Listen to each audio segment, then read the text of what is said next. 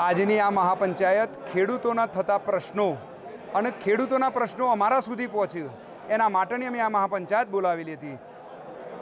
પહેલાં જ્યારે કંપનીઓ જોડે અમે ચર્ચા કરતા હતા તો કંપનીની વાત એક જ ચાલતી હતી કે ભાવ, બસ ભાવની જ વાત ચાલતી હતી।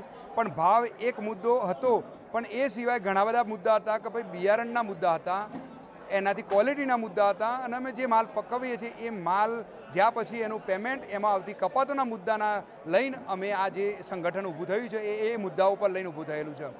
અમે એ મુદ્દા કંપનીઓને અને સરકારને રજૂઆત કરી, પણ અમારી વાત બેદખલ કરી દીધી, અને એ બેદખલના કારણે અમે આ મહાપંચાયત બોલાવેલી છે। અને એમાં અમને ઘણા બધા એવા મુદ્દા મળ્યા છે કે ભાઈ જે ખેડૂતોને પડી રહી છે તકલીફ, અને એનું અમે સોલ્યુશન કરવા માટે આ સંગઠન થકી જ અમે કરવાના છીએ। બીજી વાત, આ ખેતી છે બહુ ખર્ચાળ ખેતી છે, દૂરથી ડુંગળા રળિયામણા લાગતા હોય છે, પણ બટાકાની ખેતી અમે શરૂઆત કરીએ તે એન્ડ સુધીની અંદર 80,000 થી 85,000નો પર એકર ખર્ચો આવતો હોય છે।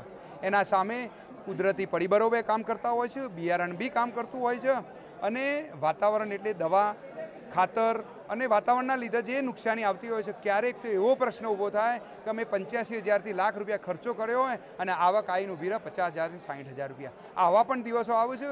શરૂઆતમાં બિયારણ ખરાબ આવ્યું હોય તો બિયારણનો ખર્ચો અમે 40,000 કર્યો હોય અને 15 દિવસ મહિના પછી એ જ બિયારણ અમારે ખેડી દેવું પડતું હોય છે।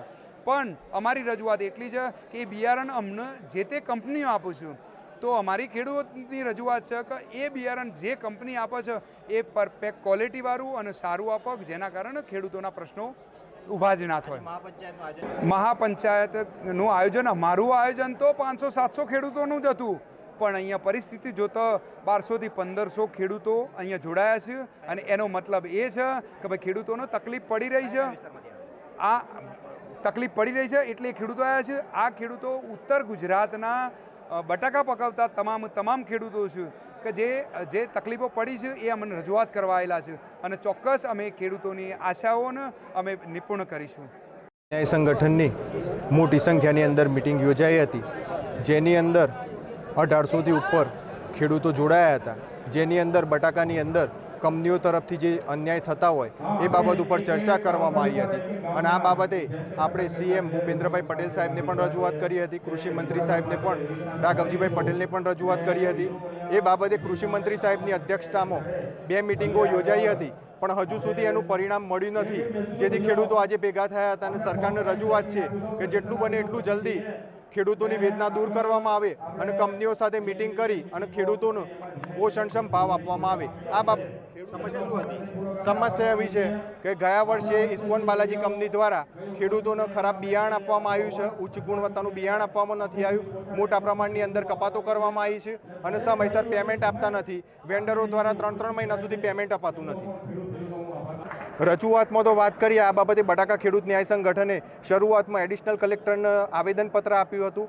ત્યાર પછી વાત કરીએ તો ગાંધીનગર ખાતે માનનીય કૃષિ મંત્રી શ્રી રાઘવજીભાઈ પટેલ, મુખ્યમંત્રી શ્રી ભૂપેન્દ્રભાઈ પટેલ તથા મુખ્ય અધિક સચિવ અંજુબેન શર્મા, સહકાર સચિવ સંદીપ કુમાર સાહેબ, બાગાયત નિયામક શ્રી HM ચાવડા સાહેબ, માર્કેટિંગ બોર્ડના હેમંતભાઈ પટેલ સાહેબ, આ બધાને આપણે આવેદનપત્ર આપ્યું છે, અને ખેડૂતોની વેદના જલ્દીથી જલ્દી દૂર થાય એ માટે આપણે જાણ કરી છે।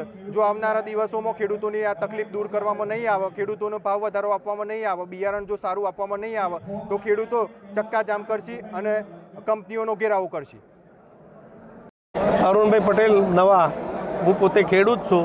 જો કોઈ કંપની જોડે રજૂઆત કરીએ કે ભાઈ બિયારણ ખરાબ આવ્યું છે અને જો વધારે પડતો અવાજ કરવામાં આવે તો કંપનીઓ જે તે ટાર્ગેટ કરીને ખેડૂતને બ્લેકલિસ્ટ કરવામાં આવે છે, એને બિયારણ આપવામાં આવતું નથી, અને અમારા ખર્ચો છે ને એક કરે 50,000 રૂપિયા ખર્ચો ચાલે છે, અને કંપની રિબેટમાં કશું આપતી નથી, થોડું ઘણું આપે 2-5,000 રૂપિયા, એમાં શું થાય? કિલોએ કંપની જે બિયારણ એમાં એક થેલીની અંદર 4-4, 5-5 કિલો બિયારણ ખરાબ આવતું હોય છે, તો એના માટે અવાજ કરીએ તો કંપની મને તરત જ બ્લેકલિસ્ટ કરવામાં આવે છે। એવા ઘણા મુદ્દાઓ થયેલા છે। માનહાનિનો દાવો કરે જો અમે વધારે પડતો અવાજ કરવા જઈએ તો, કારણ કે અમારા હાથ પગ તો કાપી લે છે, એ અમારા કોરા ચેક લઈ લે છે, અમારાથી એગ્રીમેન્ટ કરી લે છે, અમને ખબર નથી, ઇંગ્લિશમાં એગ્રીમેન્ટ કરે છે, ગુજરાતીમાં હોય તો અમને ખબર પડે, ખેડૂતો દરેક થોડા જાણતા હોય। માંગ અમારી એટલી જ છે કે બિયારણ સારું આવે અને ગુજરાતીમાં કરવામાં આવે. જે એગ્રીમેન્ટ થાય છે એ ગુજરાતીમાં ખેડૂતને ચોખ્ખું વંચાય એ રીતનું કરવો અને ડાયરેક્ટ ખેડૂત હાથી કંપની કરે. ખેડૂતોની એક જ માગણી છે કે ઉચ્ચ ગુણવત્તાવાળું સારું બિયારણ જોઈએ અને સર્ટિફાઈડ બિયારણ આવવું જોઈએ. સર્ટિફાઈડ બિયારણ ના આવવાના કારણે અમારા ઉત્પાદનમાં 50% જેટલો ઘટાડો આવે છે, જેથી અમને ખેડૂતોને મોટું નુકસાન વેઠવાનો વારો આવે છે. એટલે અમારી કંપની જોડે એક માગણી છે કે બિયારણ સારું અને સર્ટિફાઈડ ઊંચી ગુણવત્તાવાળું જોઈએ. કઈ કંપનીના બિયારણ આવે છે?